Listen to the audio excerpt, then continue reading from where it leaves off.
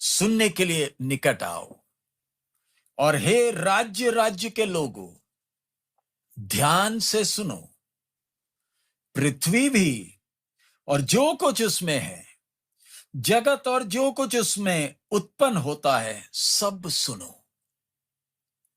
यानी परमेश्वर हर गोत्र से, हर कौम के लोगों से, यह सृष्टि से एक गंभीर विषय बात करने जा रहा। इसलिए ध्यान से हमने आगे के हर शब्द को ध्यान देना है। कह क्या रहा है? यहोवा सब जातियों पर क्रोध कर रहा है और उनकी सारी सेना पर उसकी जलजलाहट भड़की हुई है। उसने उनका सत्यानाश होने और संहार होने को छोड़ दिया है। उनके मारे हुए फेंक दिए जाएंगे और उनके शवों की दुर्गंध उठेगी।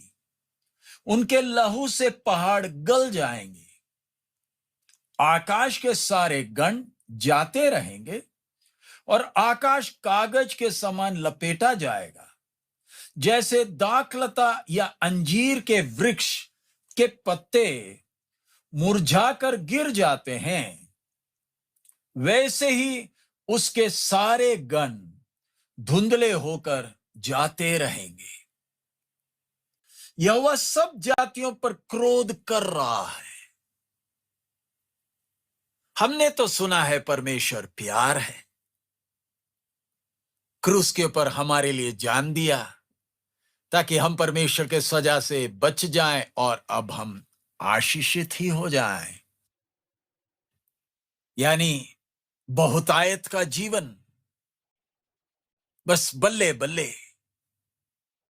प्रभु हमारे लिए प्रभु यीशु है ना, अब कोई कष्ट नहीं। प्रभु सिर्फ प्यार है, सिर्फ प्यार है। आप अगर कोई गलती कर लोगे तो भी दया करने वाला है, माफ कर देता है। लेकिन परमेश्वर का वचन जब हम देखते हैं, परमेश्वर का स्वभाव किस प्रकार का है? क्या हमेशा क्रोधित रहता है, जो कि हमें बीच बीच में खुश कराना पड़े, उसकी मांगे पूरी करें, कुछ चढ़ावा देकर उसे खुश कराएं या आराधना कर कर उसको खुश करा दें? या परमेश्वर सिर्फ प्यार ही है, कभी क्रोध नहीं करेगा, बस हम जो भी मांगे वो देने के लिए हमेशा तैयार है?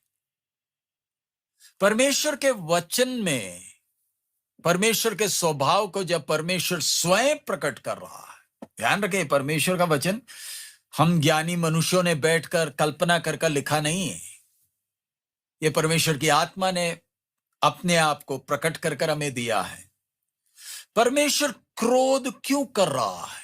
हमने पिछले दिनों में देखा ना कैसे यहूदा से परमेश्वर क्रोध कर रहा है, अशूर के साथ क्रोध, बाकी कितने जातियों के साथ परमेश्वर क्रोध से बात कर रहा है। अब तो बात आ गई 34वें अध्याय में सब जातियों पर, सब जातियों पर।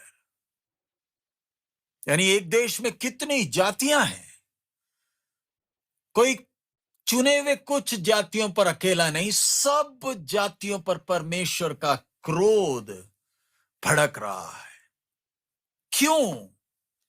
चढ़ावा नहीं दिया, खून मांगा था, खून नहीं दिया, फल फ्रूट नहीं चढ़ाया, जैसे आराधना करना था वैसे आराधना ना करने के कारण है।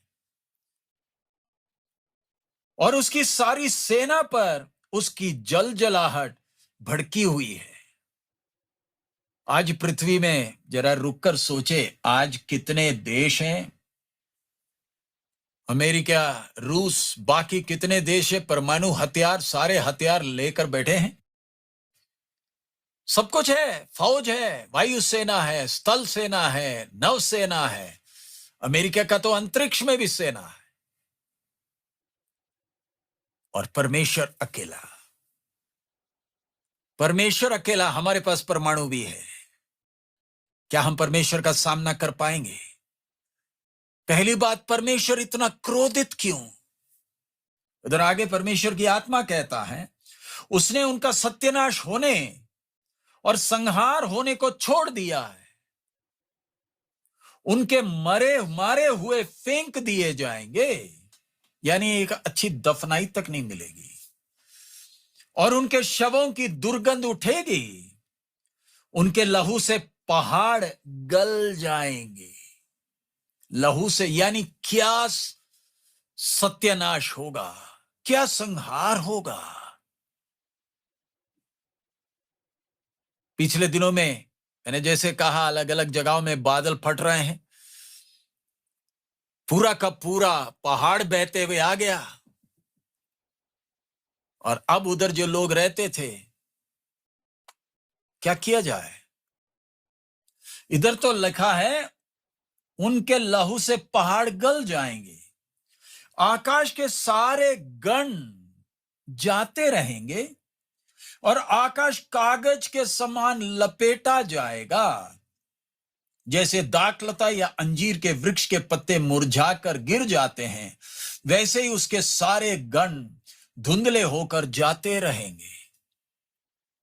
आपने ध्यान दिया होगा प्रकाशित वाक्य में, जब हम वचन सीख रहे थे, प्रभु यीशु के 1000 साल के राज्य के ठीक पहले कैसे प्रभु यीशु युद्ध करने के लिए जैतून पहाड़ पर अपनी कलीसिया और स्वर्ग की फौज के साथ उतरेगा।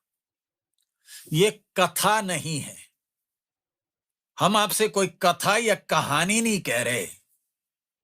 होने जाने वाली घटना को आपके सामने प्रभु की आत्मा आपके सामने रख रही है। जब परमेश्वर खुद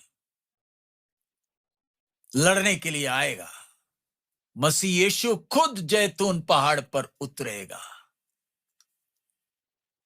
और उस समय इस पृथ्वी में रहने वालों के साथ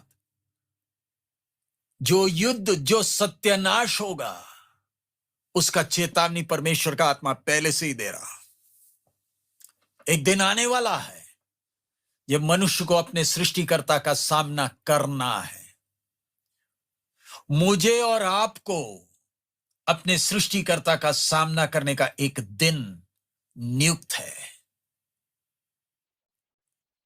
हम शायद मर गए, घर के लोगों ने हमें दफनाया या जलाया, हमारी राख को पानी में विसर्जन कर दिया। हम सोचते हैं हो गया खत्म कहानी। कहां जाएंगे, एक दिन वापस बुलाएगा। इधर हम आगे देख